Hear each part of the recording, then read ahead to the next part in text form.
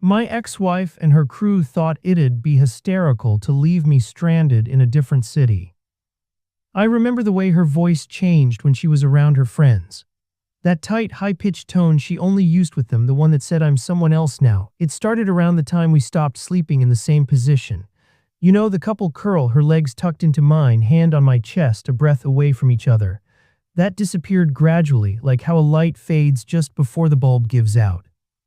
I told myself it was stress, that she was tired, that work had been killing both of us, but I knew. I knew in the same quiet way you know a house is no longer a home. Portland was her idea, a reset weekend, her exact words. She said she wanted to feel like herself again. I was stupid enough to think that meant us. It was for her friend Monica's birthday, or Morgan's, or was it Mindy? I can't remember now. One of those shiny women with perfect eyebrows and the kind of curated confidence that only seems to grow in groups. They were all wearing beige trench coats and blocky sunglasses like they were extras in a minimalist perfume ad. We just checked into the hotel and they were already talking about brunch reservations, bottomless mimosas, and how this place was so much chicer than the last time. I stood near the elevator with my hands in my jacket pockets, nodding like a bobblehead. No one looked at me.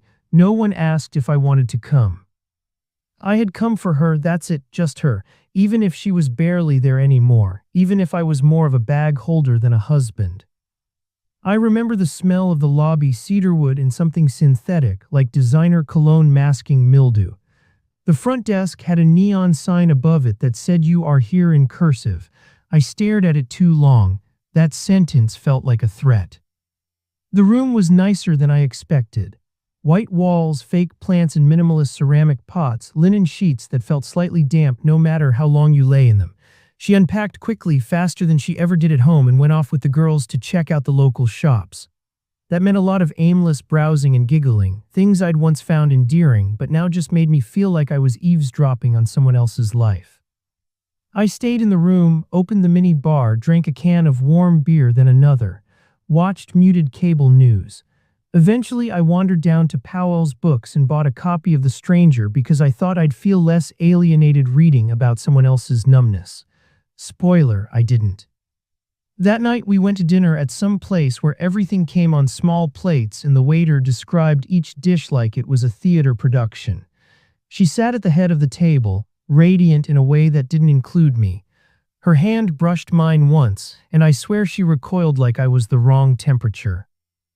"Can you not be weird tonight?" she whispered, just loud enough for me to hear. I didn't say anything, just nodded. My throat closed around a dozen things I wanted to say but didn't. That was the game we were playing, say less, feel more. By the second round of drinks, the jokes started. The ones that aren't really jokes but knives wrapped in glitter. "Oh my God," one of them said, "Sabrina, maybe. Remember when you two went to Napa and he made that spreadsheet for the wine tastings?" They all howled. "He was so serious about it," my wife added, eyes sparkling with something that wasn't affection. "Color-coded and everything, like we were going to war, not on vacation." I smiled, I even laughed a little, that nervous, hostage kind of laugh. I didn't want to ruin her night or prove her right. Later in the hotel bathroom, I looked at myself in the mirror under the harsh LED light and tried to remember the last time I felt like someone she loved. Not tolerated, not teased, loved. I couldn't. I splashed cold water on my face. My skin looked gray, my eyes dull. I looked like someone waiting for permission to exist. That night we didn't touch. She turned away from me in bed, scrolling endlessly, the blue glow of her phone screen outlining her silhouette like a force field. I lay there in the dark, wide-eyed and full of phantom panic. The next morning, the room was empty. No note, just her half of the bed unmade and the faint smell of her shampoo still lingering in the pillow. My heart thumped once hard. I checked my phone, nothing. I went down to the hotel lobby, figuring maybe they were getting coffee or had stepped out for bagels or something basic and human. The car was gone, our rental. The red Hyundai we picked up at the airport. Gone from the spot we parked it in the night before. I waited, sat on the cold concrete ledge near the curb, hands shaking. Tried to call straight to voicemail, tried again, nothing, texted. "Mies, where are you?" 3 dots appeared, disappeared, reappeared. Then finally, Figured you could use some alone time. You're always so introspective, winking face with tongue. I stared at the screen until the letters started blurring. My first thought wasn't anger, it was shame. That's how deep I was in it. My first instinct was, what did I do wrong to deserve this? Then I laughed, loud and bitter. A man alone on a city street with nothing but his phone and his humiliation. People walked by, some looked, most didn't. I must have looked like another lost tourist, or maybe someone just dumped by text. They wouldn't be wrong. I checked my pockets, no wallet. She had the keys too. My phone was already at 32%. I had no ID, no cash, and barely enough pride to hold myself upright. The funny thing is, I wasn't even surprised, not really. Some part of me must have known this was coming. She'd been slipping away for months, rewriting our story into something funnier, more palatable for her friends. I'd become a character in her monologue, the overattached husband, the overthinker, the spreadsheet guy. But this was something else. This was calculated, this was performance, this was cruelty dressed up as comedy. I stood there in the wind, hoodie pulled tight, people brushing past me like I didn't exist. And that's when something inside me, some old belief, some final hope, finally snapped. Not with rage, not with drama, just silence. A clean break. Like a rope giving out after too much tension. And all I could think, standing there in that unfamiliar city with nothing but my dead phone and a single awful text, was, so this is how it ends. Not with a fight, not with tears, just laughter I wasn't invited into. And a sidewalk that suddenly felt like the edge of the world. I walked not because I knew where to go, just because I couldn't sit still, couldn't breathe right. The hotel with its fake warmth and hollow smiles felt like a trap. The lobby music, some soulless acoustic cover of a pop song, was like nails in my head. I walked out into the Portland drizzle, hoodie up, no destination, no plan. I didn't even know what I was looking for. A cafe maybe, a stranger's gaze that said you still exist. I just needed to not be in that building anymore. I needed the air, even if it smelled like wet concrete and cigarette ash. My shoes soaked through fast. The kind of cheap sneakers you bring on a trip thinking you won't need to walk much, every step squished. I remember passing a window with a dog sitting in it, a little pug with a lopsided head. He looked out at me like he knew. I nodded at him. I don't know why. He seemed like the only living thing that might have understood. No money, no ID. I had my phone, but it was dying and useless. I didn't know any numbers by heart.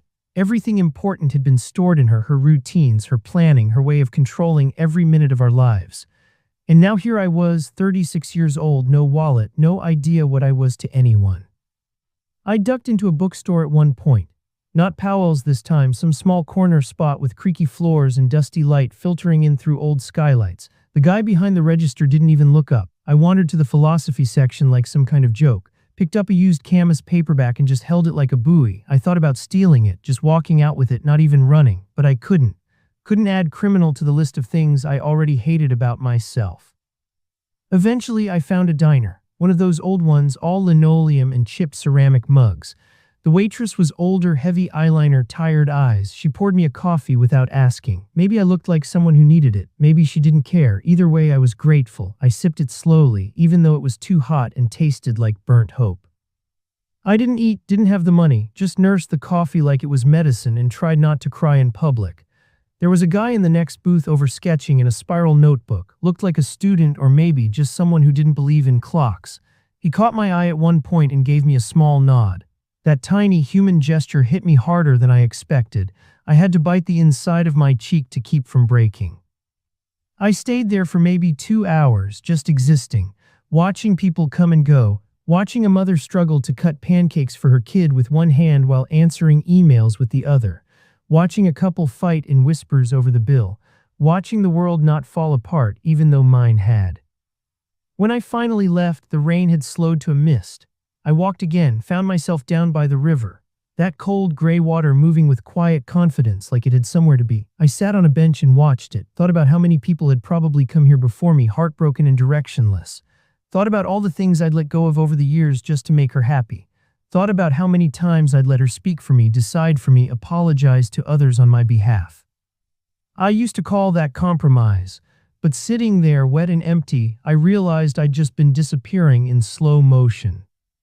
I didn't even hear him at first, this older guy who sat down 2 benches over, homeless maybe, or just rough around the edges. He lit a cigarette with shaky hands and looked over at me. "You look like hell," he said, no malice in it, just truth. "Thanks," I replied, my voice cracked. I hadn't spoken out loud in hours. We sat in silence for a while, then he said, "You want to crash somewhere tonight? I got a couch." I should have said no, I should have kept walking, but there was something about his voice, weathered, direct, no pity, just offering. I said yes. His name was Kirk, lived above a closed-down laundromat on the east side.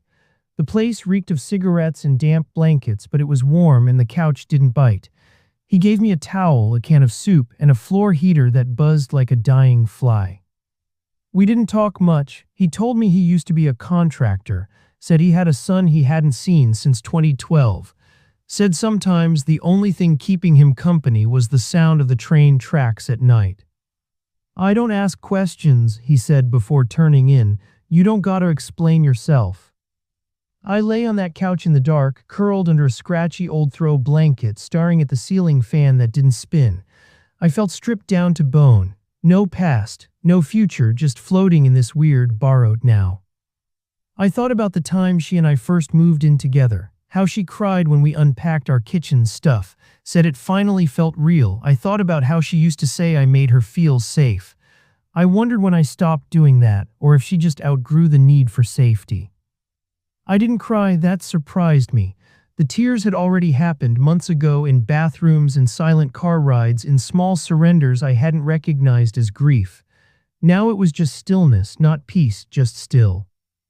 My phone buzzed once, I checked it. A friend from work, Dan, texted asking how the trip was going. I stared at it for a full minute, thought about replying, thought about asking him for a wire transfer or a ride or even just advice. But I didn't want to explain what I'd let happen to me, not yet.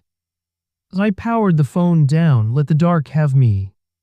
I didn't sleep well, but I slept. That alone felt like a kind of victory. In the morning, Kirk made coffee, black, strong, no small talk. I drank it on the fire escape, watching the city wake up beneath a sheet of gray. My clothes smelled like old couch and despair, but I was breathing. I was still here. And for the first time in a long time, that felt like enough. She called on the 4th day. By then, the ache had turned into something else, something harder, quieter. I'd spent 3 nights on Kirk's couch, half dreaming through the sound of trains and sirens and wind.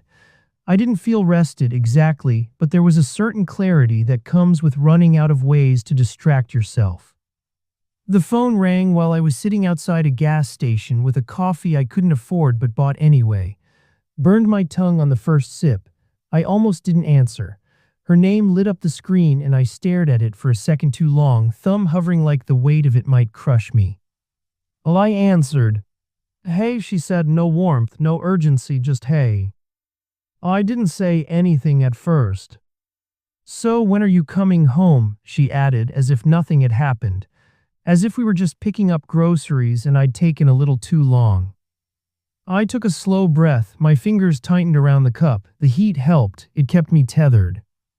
"You left me," I said. The words came out flat, not angry, just tired. "In a different city, without a wallet, without a phone charger, without even telling me you were going." She exhaled, sharp and impatient. "Jesus, are you really going to make a thing out of this?" I blinked, that was it. That was the moment the last bit of me that still believed in her cracked like a dry branch. "You think this was a joke?" I asked. My voice shook and I hated that it did. I didn't want to give her that, but it came through anyway. "Oh my God," she said. "You're always so dramatic. It wasn't like I left you in the desert. You're a grown man. I figured you'd find your way back. You always do." She laughed then, that laugh, chilly, self-satisfied, the kind that wraps itself in a group text with little hearts and gifs. I used to love her laugh. Now it just sounded like a car door slamming shut. "You humiliated me," I said. I could feel my throat closing, but I pushed through. "You let them laugh at me, like I was some punchline you were tired of pretending to love." "It was island." And then quieter, "You're twisting it. It wasn't like that." I pictured her in our kitchen, or maybe still in Portland. Maybe at Monica, drinking a smoothie she didn't pay for, surrounded by those same women who high-fived each other for being real while tearing down anything soft, anything unsure, anything like me. I waited for you to love me, I said. I didn't plan to, it just fell out. She didn't respond, not for a long while. Then I did love you, but you just always needed so much. There it was, the diagnosis, the reason, the verdict. I needed too much.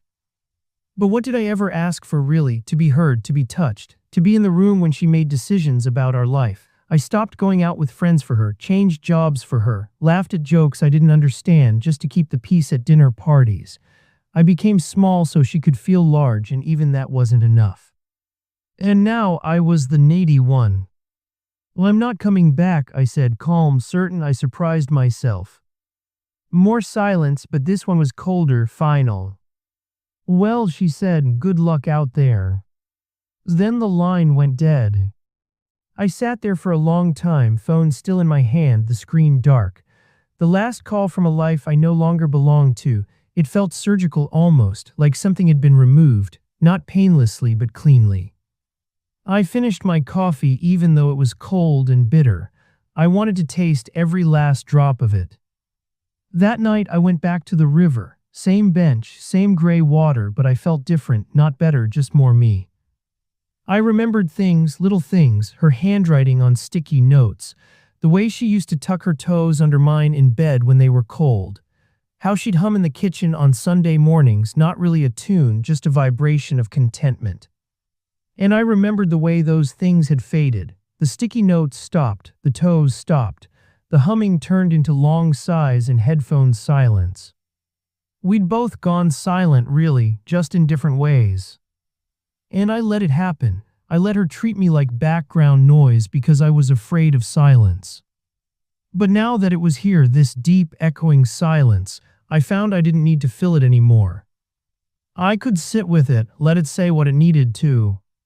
I stayed on that bench until the lights from the street started to blur into stars. I cried finally, quietly, no drama, no ugly sobs, just salt on my cheeks and a long, slow release. Not for her, not even for us. Oh, for me. For the version of me that tried so hard. The man who thought if he just did everything right, he'd be enough. That man deserved to be mourned. So I let the tears come. And when they stopped, I just breathed. The air was cold, but it felt clean. Like something had been swept out. I didn't go back.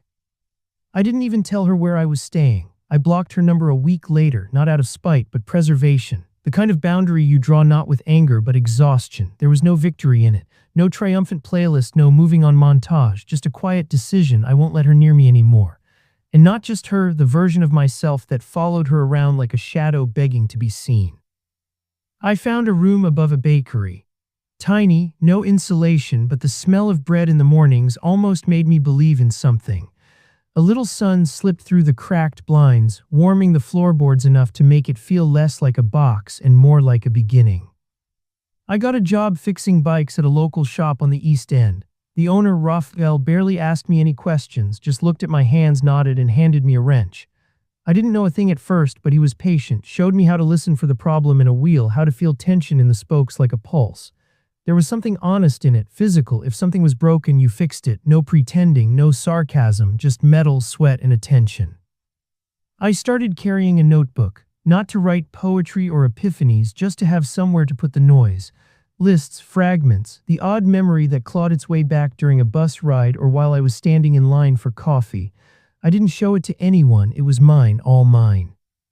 Some nights I still dreamt of her, not romantically, not longingly. She'd show up like a figure at the edge of a hallway, smiling that old smile, saying things I couldn't quite make out, and I'd wake up sweating, unsure if I missed her or just missed the idea of being held. There was this woman, Sarah. She came into the bike shop one rainy Tuesday, chain jammed, sleeves rolled up like she wasn't waiting for anyone to rescue her. I helped her fix it. She stayed while I worked. We didn't talk much, but she had kind eyes, honest ones, the kind that don't flinch when you pause too long before answering. She came back the next week. Not for repairs, just to say hi. Slowly we started talking. About books, about music, about how hard it is to sleep when your mind plays movies all night. I didn't fall for her, not in the old way, not like a crash. More like watching a plant grow in a room you forgot had light. She didn't ask for anything, didn't try to fix me. Didn't flinch when I told her I was okay yet. I don't need you to be okay, she said once, just honest. When that stung. There's something sacred in being seen without being diagnosed. I saw my ex once. Months later, in a grocery store, she was with some man with a jaw like a sculpture. They were laughing. She didn't see me. Or maybe she did and chose not to. Either way, I didn't flinch. I didn't duck. I didn't ache. I just watched for a second and then turned away. There was nothing to mourn anymore. Not because it hadn't mattered, but because I'd finally let it go. Not forgiven, not forgotten, just released. Now my life is quiet, small maybe, but mine. I bike to work. I cook for myself badly, but with effort. I water the sad plant by the window. I text my sister back now. I don't scroll through old pictures at night. I don't rehearse old arguments in the shower. I don't wonder what she's doing. I'm rebuilding, not loudly, not with hashtags or declarations, just step by step, day by day with my own hands. Some mornings I stand by the window with coffee, watching the bakery girl unlock the doors downstairs. She always smiles up at me. I smile back, that's enough. Some scars don't fade, but they stop bleeding. And some things you lose, you're better without. Let her laugh, let them all laugh. I found something better than their approval. I found myself. Slowly, quietly, intentionally. And for the first time in a very long time. I'm home,